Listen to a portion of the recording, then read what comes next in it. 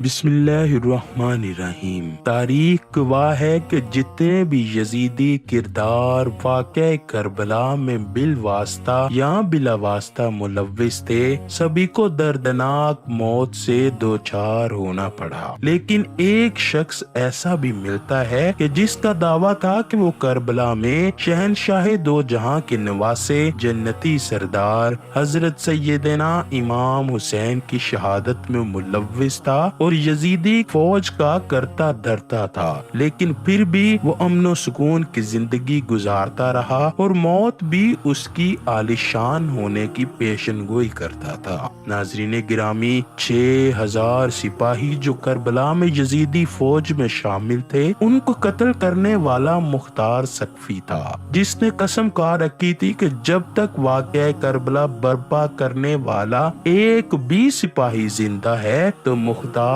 اپنے خیمے میں آرام دہ نیند نہیں سوئے گا۔ اس کے علاوہ جو باقی بچ گئے ان میں سے بہت سے اندھے ہوئے، کچھ لوگوں کو چہرے بگڑ گئے اور ان کی پہچان تک نہ رہی، کچھ لوگ شدید پیاس اور بھوک سے مرے۔ اس طرح ہر کوئی طرح طرح کے مصائب سے تباہ و برباد ہو کر مرا۔ حضرت علامہ جوزی نے سعدی سے نقل کیا ہے کہ میدان کربلا میں ایک آدمی نے مجھے دعوت دی، وہاں بہت سے لوگ شامل تھے، وہ آپس میں ایک دوسرے میں باتوں سے مصروف تھے اور وہ یہ باتیں کر رہے تھے کہ جو بھی یزیدی سپاہی سیدنا حسین کے لشکر کو شہید کرنے میں ملوث تھا، ان کو اللہ نے ذلت اور رسوائی کے سوا کچھ نہ دیا۔ ان میں سے ایک شخص جو میزبان تھا، اس نے فوراً جواب دیتے ہوئے کہا، نہیں، ایسا نہیں ہے، میں بھی یزیدی فوج میں شامل تھا، میں تو آپ سب کے سامنے زندہ اور بالکل تندرست بیٹھا ہوں، مجھے تو کچھ بھی نہیں ہوا۔ جب رات کا سما ہوا تو یہ آدمی اپنے چراغ کی بتی کو درست کرنے کے لیے اٹھا کہ چراغ کی آگ پھیلنے لگی اور اس کے جسم کو آگ نے راکھ بنا ڈالا۔ سعدی نے بیان کیا ہے کہ ہم نے دوسرے دن اس بندے کی آنکھوں سے یہ حالت دیکھی کہ آگ نے اس یزیدی بندے کو جلا کر راکھ بنا ڈالا تھا۔ روایت ہے کہ ابن زیاد کی فوج میں سے ایک آدمی ایسا بھی تھا جس نے امام حسین کے سر انور کو اپنے فتراک میں ڈال کر گھومتا رہا تھا۔ یہ بندہ بہت حسین و جمیل تھا۔ جب لوگوں نے چند روز کے بعد اس کو دیکھا تو اس کا چہرہ بہت سیاہ پڑ چکا تھا، لوگوں سے پہچانا نہیں جا رہا تھا۔ لوگوں میں سے ایک شخص نے اس بندے سے دریافت کیا کہ تو بہت حسین و جمیل ہوا کرتا تھا، تیرے رنگ کو کیا ہوا؟ اس بندے نے جواب دیا، جس روز میں نے نواسہ رسول کے سر انور کو اپنے فتراک میں ڈالا تھا، اسی دن سے میرے پاس 2 بندے آتے ہیں، وہ مجھے گھسیٹ کر آگ میں ڈال دیتے ہیں، میں بڑی مشکل سے اس آگ سے جان بچا کر نکلتا ہوں۔ یہی وجہ ہے کہ جس دن سے میں نے یہ بدبختوں والی حرکت کی ہے، اسی دن سے میرا چہرہ سیاہ پڑتا جا رہا ہے۔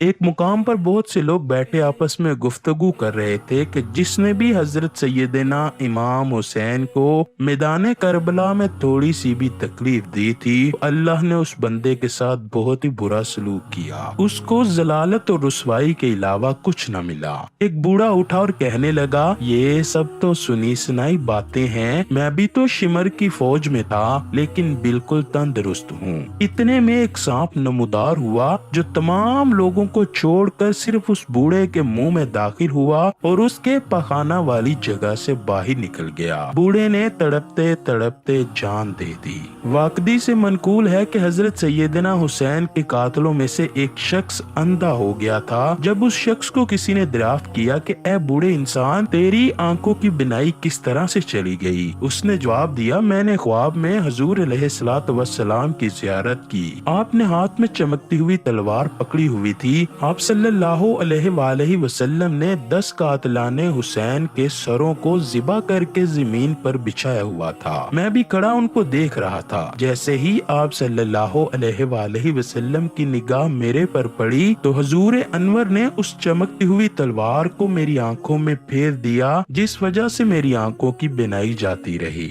روایت ہے کہ یزیدی لشکر میں سے جس بندے نے حضرت علی اصغر کے جسم پر تیر چلایا تھا، وہ بندہ ایسے ایسی دردناک بیماری میں مبتلا ہوا کہ اسے چین ہی نہ آتا تھا۔ کبھی اس کے گھر والے اس کو آگ سے جلا کر گرمائش دیتے تھے اور ہوا دے کر کبھی کبھی اس کو ٹھنڈک پہنچاتے، لیکن اس کو ذرا بھر بھی سکون نہ ملتا۔ اسے پیاس اتنی لگتی کہ وہ مشکوں کی مشکیں پانی پلا دیا جاتا، لیکن پھر بھی اس کی پیاس کم نہ ہوتی، یہاں تک کہ وہ پھر بھی پانی پانی کرتا رہتا۔ اس بندے کو اتنا پانی پلایا گیا کہ اس کا پیٹ ہی پانی پینے کی وجہ سے پھٹ گیا، جس کی وجہ سے وہ دردناک موت سے دوچار ہوا۔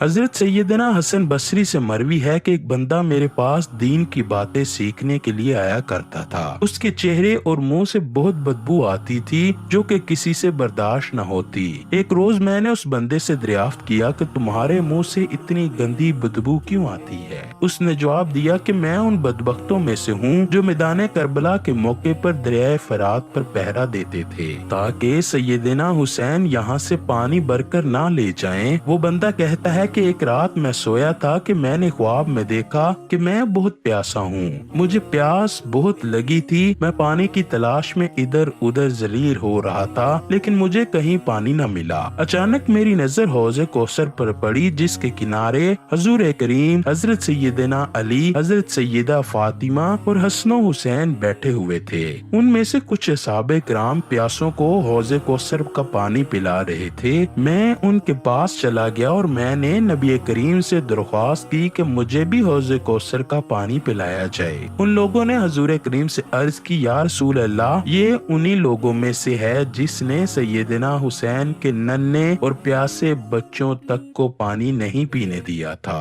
یہ بات سننے کے بعد آقا دو جہاں نے حکم دیا کہ اس بندے کو قطران پلا دیا جائے۔ میں نے جب خواب میں قطران پیا تو میری اچانک آنکھ کھلی تو میرے منہ سے اسی دن سے بدبو جاتی نہیں۔ اس دن سے میں جو کچھ بھی کھاتا ہوں وہ قطران بن جاتا ہے اور قطران کی وجہ سے میرے منہ سے بدبو جاتی نہیں۔ یہی وجہ ہے لوگ میرے پاس بیٹھنے سے پرہیز کرتے ہیں۔ حضرت حسن بصری فرمانے لگے کہ اس دن سے میں نے اس بندے سے کہا کہ آج کے بعد تم میرے پاس مت آنا۔ میں نے چند دن کے بعد سنا کہ وہ بندہ ذلیل و خوار ہو کر مر گیا۔ ناظرین گرامی، ان کے علاوہ بھی بے شمار لوگ طرح طرح کے عذاب میں مبتلا ہوئے۔ تاریخ چیخ چیخ کر بتا رہی ہے کہ ان میں سے کوئی نہ بچا جس نے اس دنیا میں ہی سزا نہ پائی ہو۔ ہر کسی کو بری سے بری سزا اور عذاب کا سامنا کرنا ہی پڑا تھا۔ جس نے بھی واقعہ کربلا میں مظالم ڈھائے تھے، یہاں تک کہ اس عذاب سے یزید بھی نہ بچا اور بہت ہی بری موت مرا۔ اللہ پاک سے دعا ہے کہ وہ ہمیں رسول اللہ صلی اللہ علیہ وآلہ وسلم اور ان کی پاک آل سے لامحدود محبت عطا فرمائے۔ کمنٹ سیکشن میں آمین ضرور لکھیے گا، نہ جانے کس کی آمین قبول ہو اور ہماری یہ دعائیں مقبول ہو جائیں۔